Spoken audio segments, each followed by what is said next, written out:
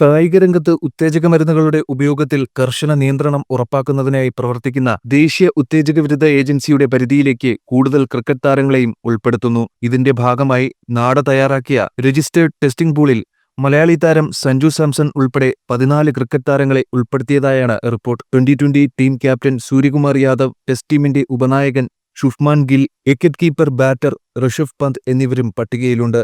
Indian പുരുഷ ടീമിൽ നിന്ന് 11 പേരെയും വനിതാ ടീമിൽ നിന്ന് 3 പേരെയുമാണ് ആദ്യഘട്ടമായി ഉൾപ്പെടുത്തിയിരിക്കുന്നത്. ഹർദിക് പാണ്ഡ്യ, ശ്രേയസ് അയ്യർ, KL രാഹുൽ, യശസ്വി ജയ്സ്വാൾ, കൃഷ്ദീപ് സിംഗ്, തിലക് വർമ്മ എന്നിവരാണ് പട്ടികയിലുള്ള മറ്റു പുരുഷ താരങ്ങൾ.